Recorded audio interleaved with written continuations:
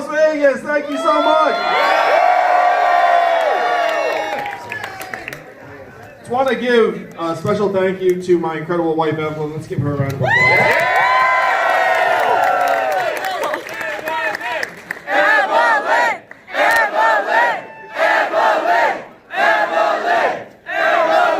I think most people are more disappointed that Evelyn won't be the first lady. That's very true. This is obviously not the occasion we'd originally planned, but I have to say there's been such an incredible sense of warmth and love and appreciation for this campaign over the last 48 hours, and it definitely feels like this is the beginning of something incredible. Or really the end of a first chapter of a movement that is gaining in strength than it is a conclusion. So I hope you feel a sense of accomplishment and pride in what we've already accomplished, and you have not seen anything yet. Thank you so much for watching.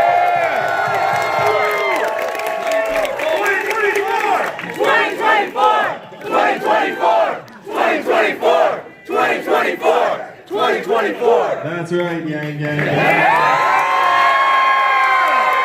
What a crowd you bring about, you know? The Yang Gang, no joke. So my first question to you, Andrew, is like from appearance, it seems like you have more fun than any other candidate. Is it as fun as it looks, or has this been like grueling? Now you can tell the truth.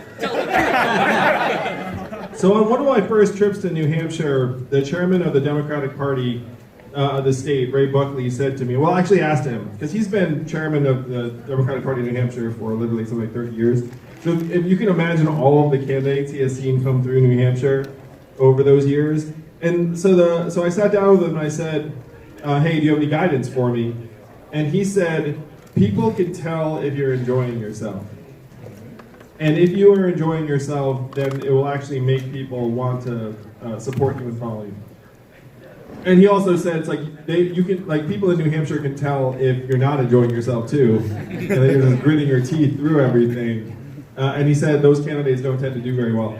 So I heard that, and I said, well, I like enjoying myself more than not enjoying myself. and apparently enjoying yourself is actually a competitive advantage in this context. So I should really try and have a good time. Yes. Yeah. No, the other mechanics of running is that you're in an SUV typically, like in some occasions a bus, but like 9 times out of 10 an SUV. So imagine riding in an SUV with the candidate. There are 3 or 4 of you in the vehicle. The vehicle has like Twizzlers and like just random snacks because you generally don't have time for a meal. They're like wrappers everywhere. And imagine if you're trapped in that vehicle with this person hours and hours a day, and that person's grumpy. And they're your boss. So if you were on that team, you'd be like, oh my gosh, this is like such a slog. So I always wanted to try and keep the atmosphere positive and light for my team because I was sensitive to the fact that I don't think any of us likes riding in a vehicle with our boss. Just generally, it's like if you had to fly somewhere with your boss, like the last thing you want to do is be sitting next to them on the plane. So imagine that just revved up day after day after day. So I thought that having a good time was not just important for appearance's sake, but for maintaining the morale and positivity of the universal basic income over a period of years, really, where I started an organization called Venture of America that helped create several thousand jobs in the Midwest and the South. Woo! And during that time, I was reading books about the future of work quite often. And a lot of the books about the future of work were written by technologists from MIT, like Eric Brynjolfsson or Martin Ford, Rise of the Robots. I don't know if you've read any of these books. But I felt like it was part of my job to read these books, and I'd read these books, and they would often end with something saying, hey, we should really do something like universal basic income because it's just going to be a matter of time. And I saw that over the years and thought, yeah, that makes sense to me. We really should do that. And then it was a 2015 book by a guy named Andy Stern, who used to run the SEIU, the biggest labor union in the country, where he came out and said, the future of labor is no labor, we're screwed and we need to move to universal basic income. And I thought, wow, this guy who spent decades of his life leading the biggest labor union in the country, who's argued for the primary value of human labor for decades, came and said, look, this road's not going to work, we need to evolve. And to me, that was even more powerful than when a technologist said it, because we tend to see things through our own experiences.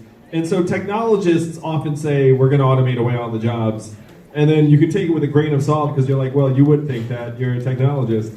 But then the labor guy came out and said, yeah, we're going to automate away all the jobs. And so that to me was like a conceptual bookend, where it's like you had people on both ends of the spectrum make the same conclusion.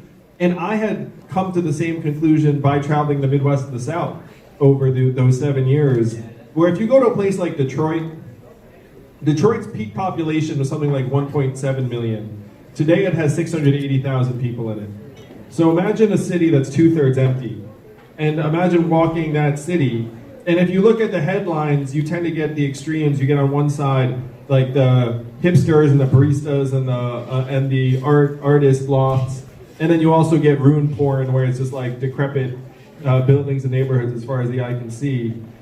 And so having experienced that kind of reality of what a post-automation community looks like, combined with the conceptual bookends, I eventually concluded, we need universal basic income yesterday. We probably should have passed it decades ago, back in the 60s and 70s, when it came this close to being law.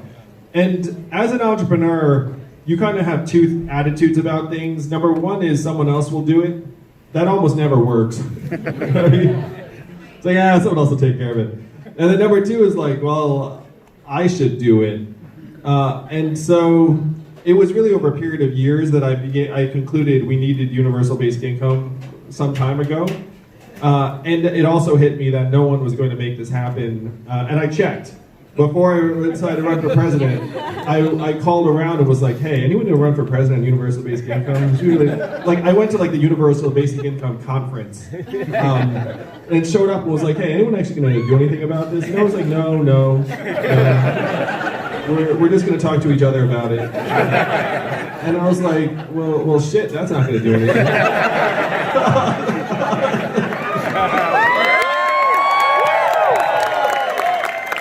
I arrived at it over a period of years, and then it really hit me full force around 2016. So you've been really the only candidate that seems to have a grasp or an understanding or even is talking about artificial intelligence and automation. What makes you so sure that this leads to job loss? Because a lot of people, detractors may say that well, it creates new jobs. I mean, what is it first of all that you believe that it's inevitable, and how do you combat this theory that new jobs will be created to level it off? Well, first, how many of you are actually based here in Nevada? So Nevada is actually number one in the entire country, all 50 states, for the proportion of jobs that are likely to be impacted by automation because of the nature of the industries here in the state. Those industries are retail, hospitality, gaming, bartending, call centers, transportation, bartending. All of these industries are very, very highly subject to technological automation, at least theoretically.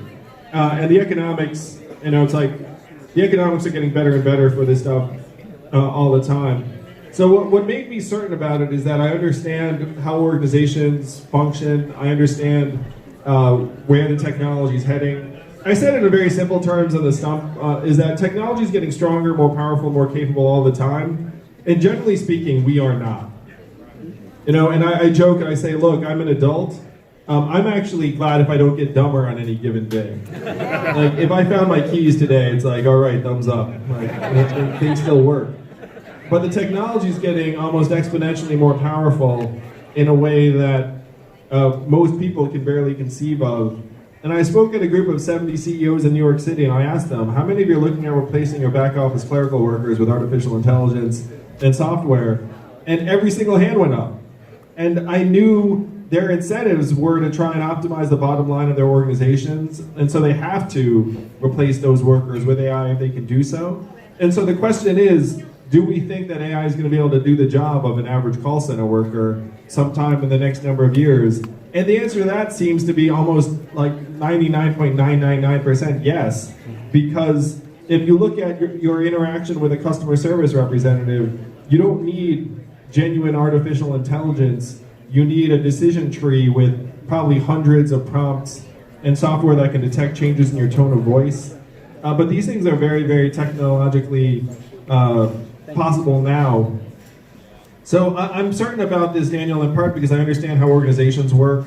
And I also understand that most of the work that people are doing in these organizations is not like profound, deeply creative, intrinsically irreplaceable human work. Like a lot of the stuff we do, we all know it's like I'm just like pushing things around, like doing relatively repetitive tasks. Like the rest of it, I mean, like just facing facts. Like when you get into these organizations and you push the administrator, they'll tell you it's like, yeah, we're trying to replace 30-40% of people. So it seems to me that running for president requires like raising a lot of money, right? And it seems everyone, at least on the Democratic side, is for repealing Citizens United.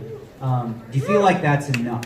Because I haven't heard any other real campaign reform policies that make sense other than the democracy dollars. So the democracy dollars plan, if you're not familiar, is that we give every American voter $100 that you can give to any candidate or campaign, use it or lose it. It's like an elegant way to publicly finance campaigns, and then you put the money into your hands, and then you can support the candidate. And I agree that talking about repealing Citizens United is inadequate in at least two ways. Number one, it requires a supermajority and a constitutional amendment to repeal Citizens United, so talking about it doesn't mean you can do it. And number two, corporate money and lobbyist cash ran the government before Citizens United. Citizens United just made it worse. There was an Onion headline that I thought was really funny, but actually correct. It said, "The American people hire a lobbyist to represent our interests on Capitol Hill." And because that's like about the only thing that would work. It's like you have to have a lobbyist go in there and be like, "I represent the American people. Stop shafting us, please." Because those are the kind of people that our legislators respond to. So talking about repealing Citizens United is correct. We should repeal Citizens United. But we have to go much, much bigger to actually bring the people and the money together. Because right now, if you have money on one side and people on the other, who wins in America? The money. We all know the money wins. So the question is, can we get the money and the people together? And that's why the democracy dollars proposal is so important. With that proposal, would that mean that, would there be like, in addition to that, sort of a law passed where corporations could no longer donate? Or could you like eliminate it completely? That would be the goal. If you can repeal Citizens United and say, look, corporate donations are not a form of expression that are protected, that would be ideal. I mean, we're a democracy. If you have every person have $100, we like vote with that, and then we could have some ability to donate on top of that. But the $100 a piece, right now only 5% of Americans donate to political campaigns. So thank you to everyone who donated to the campaign. But you are highly unusual. And so if you got, and so one of the jokes I ask people, it's like, what percentage of Americans would donate if you had $100 free dollars? Go ahead and like throw out a percentage. What percentage do you guys think? 70. So I heard 50, 60, 70. Those sound order of magnitude realistic. Something like 55% of Americans vote, 57%, somewhere in that order of magnitude. So if you got 50% of Americans to donate their democracy dollars, you would wash out the lobbyist cash by a factor of 4 or 5 to 1. Yeah, so, you've been able to create something that I don't think any other candidate has. And that, when you decided to suspend your campaign, you had CNN and Van Jones singing you praises. You have Tucker Carlson on Fox News singing you praises. Like, it's pretty unanimous. And I know a decent number of Trump supporters. And the one thing they continually tell me is, I'd never vote for a Democrat other than maybe that John Yang guy. So, what do you think the Democrats get wrong about, Trump supporters or, everything related to that? As long as they have my last name right, they can identify me.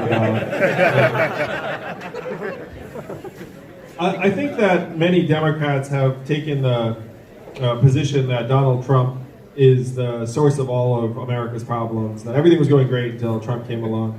And I've been trying to make the case that Donald Trump does not win unless there are actually deep problems that have been building up for a long period of time. And what I say to folks is, look, corporate profits are at record highs in the United States of America. What else are at record highs? And then everyone knows, I mean, go ahead and shout out, what else are at record highs in the United States? Suicide! Yes, suicide, depression, indebtedness, student loan debt, substance abuse, anxiety, medical bankruptcy, like the temperature. So like these are all things that we all know are going on in America today, that all of these social ills are at record highs. Record lows right now in the United States of America, starting a business for a young person, getting married, having a child, things that you associate with a healthy, thriving society. So for Democrats to look up and say, hey, everything was going great, it's like, how could everything be going great if literally every negative thing you can think of is at an all-time high, and a lot of the good things you think about are an all-time low? I mean, that's not a healthy society. And so we need to start curing the disease that got Donald Trump elected instead of acting like Donald Trump's the source of all of our problems. I was really excited when a friend of mine whose mother watches Fox News and gets all of her news from Fox, she said that the only Democrat I would support in the field is Andrew Yang. She got my first name right this one. So the only Democrat I would support in the field is Andrew Yang because he's the only one who does not seem to be judging me.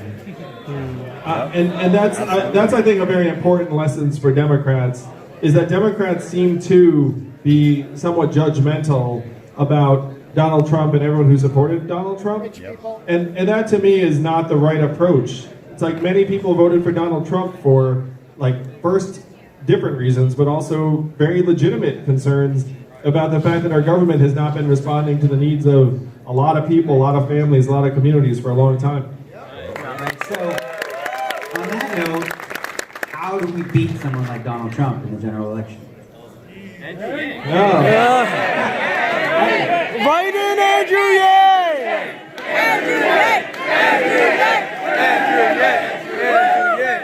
I genuinely think I would have beaten Donald Trump in the general.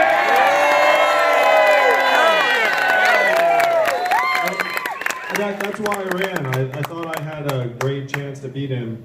If you look at the people who are in the field, I still do. You know, I unsuspend.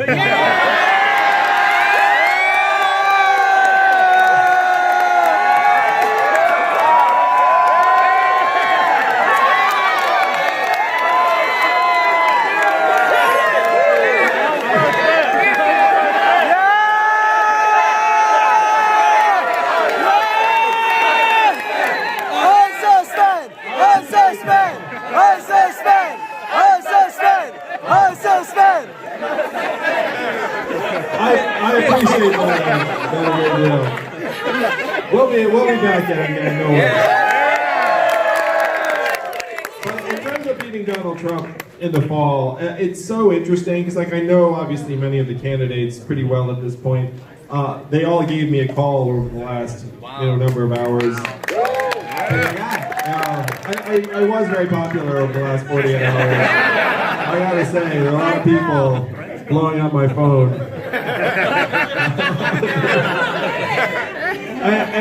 I'm inclined generally to say, look, this is what this process is about, is that, like, someone is going to emerge our nominee and then I'll support that person in the general. But it is a tough call to see which of the people in the field is going to be able to beat Donald Trump in the fall. I think Trump's going to be very, very formidable. Is going to have significant levels of resources, and many, many Americans who are very bought in. And so it's going to be a tough race in the fall. And I don't think anyone looks at the Democratic field and says this particular person is like 100% slam dunk. So you put out a tweet a few months ago that really got everyone in the poker community super excited about online poker. You said something very logical and practical, and we're all like, yes, this is our guy. The state of online poker now in the U.S. is regulated in Nevada, in New Jersey, Delaware, Pennsylvania, at the state levels. Do you see a possibility for something to be passed at the federal level, or is this something that needs to be just done state by state? I 100% think this should be done at the federal level. I think generally speaking in this country, if you have a state-by-state hodgepodge, it's not helpful for anyone. And this applies to legalization of marijuana as well. I have to give credit to the folks here in Nevada, where it was someone here in Nevada. You might even be in the room. If you're here. Oh, you're here. Nice stuff. Thank you. So I had a town hall here in Las Vegas, and then he came up to me like afterwards, and we were doing selfies, and was like, "Hey, you should really talk about a federal legalization of online poker, because right now you've got the state-by-state hodgepodge, and it doesn't really make sense." And so I heard that, and I was like, instinctively, I was like, "Yeah, this guy's right. You were right."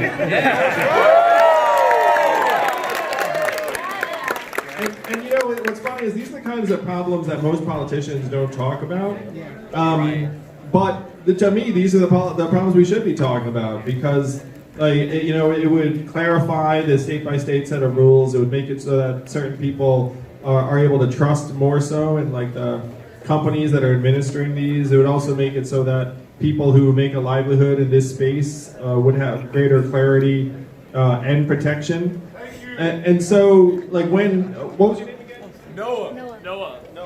So when Noah said to me, "Hey, you should really come out for the federal legalization of online poker, because it would bring this business back onshore. Right now, everyone's using these weird, janky." I know not all of them, because there's some domestic stuff too, and you can do it within the state. But like a lot of people are using these offshore sites, and I was like, "Why the heck are we pushing this stuff out of the country? It's like we should be bringing it in and just make it easier for you to trust and like have odds that you trust, and just legalize it at the federal level." So when Noah suggested this to me, I was like, this reminds me of a lot of other issues that we're attacking in a way that does not make any sense. We should have an approach that works for the entire country.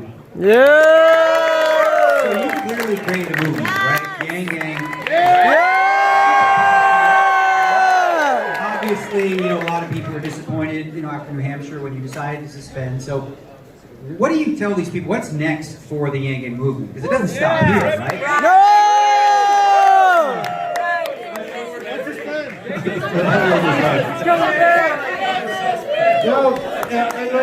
So you should all know that I fully expected to run until the last dog died. Like I was going to stay in the entire primary season, because I started out on this journey, and I was like, I don't have a political seat to protect. Like I'm in this to advance a set of ideas and a vision for the country. I think would excite many, many people. I want to get this across the finish line. I want to grow the movement. And so for the longest time, I was like, well, of course, like it doesn't really matter what happens in the early states. Like I'm just going to keep on advancing through the calendar. And it was only after some people I like and trust came to me and said, hey, like if you want to maximize the potential of this movement, you're actually better served with like a different timing structure. Because of a number of factors, they laid them out, and I looked at it and I was like, these guys seem to be talking sense. Like I consider myself a very, very rational, data-driven person, so if someone presents like a very, very data-driven case to me, I look at it and be like, all right. And so we got out. Like who presented that case? There's a bunch of, there's a bunch of people working the team. Some of them are backstage. Some of them we pay for good advice. And so after I was persuaded, I said, you know what, if we drop now, then we can continue to build a movement in different ways, to your question. And that's the direction we're going to head. So you'll know more in the next number of, let's call it, I would say somewhere in like, I don't want to put it because some of the back's going to kill me. But I will say something somewhere in between the next like 2 to 6 weeks. Like we'll have some kind of announcement.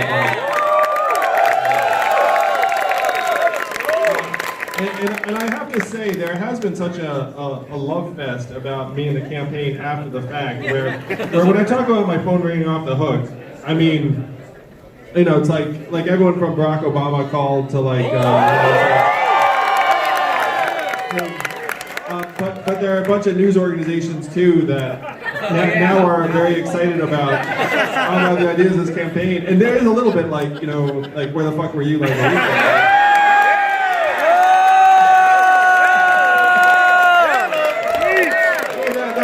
There's of course a little bit of that because you're like, like this would have been nice, like February 9th. Let's say. But the ideas of this campaign are actually gaining currency and strength. And the really funny thing is that it does seem to me over the last 48 hours that my no longer being a presidential candidate has actually enabled more people to be like, okay, now that you're out, like your ideas are actually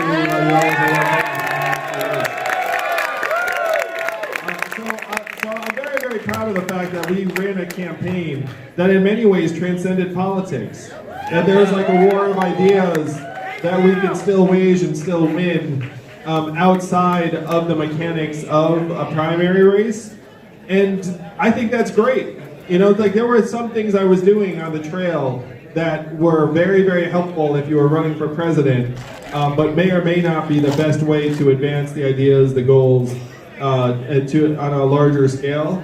So I'm going to take advantage of this period to try and advance the ideas of this campaign on the largest scale possible throughout the country.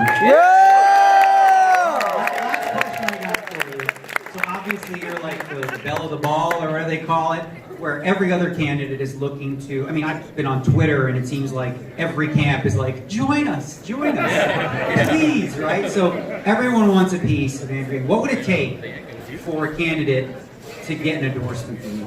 UBI. Again, right now I'm inclined to let the democratic process play out, and I will back whoever the nominee is. But I've already come out and said, look, if you stand up and say we should give every American $1,000 a month, and you make the ideas of this campaign very, very important and central to yours, and you do it in like a way that's clear that this is going to be top of your agenda as president, I've already said to the field, like, look, if you come out big for universal basic income, then the odds of my endorsing you would be like very, very high, like in a significant time frame. And that's a very no.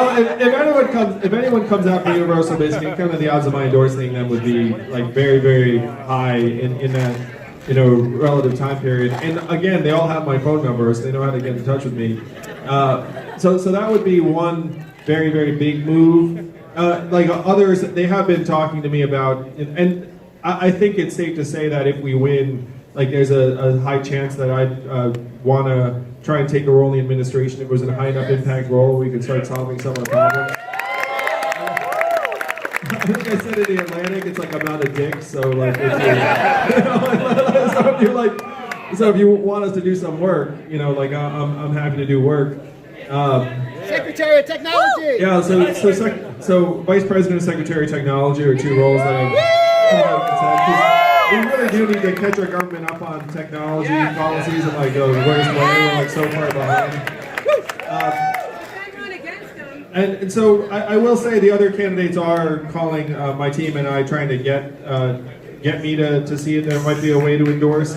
And the timing is such that those conversations are hot and heavy now because the field is very much trying to sort itself out over the next 2.5 weeks. And the people here in Nevada will have a very, very big voice in that. So to the extent that you want to make your voice heard, Vote yay!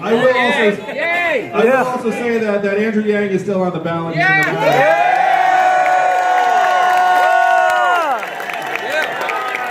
That's going to be a lot of fun. We're going to have a big total at the end of this primary process and be like, look how many people voted.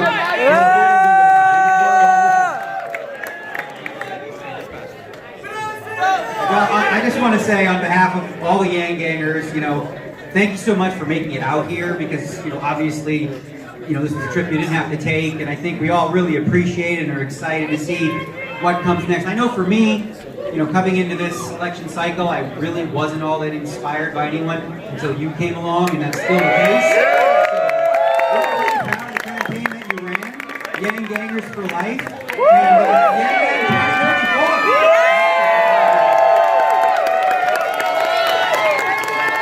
2024.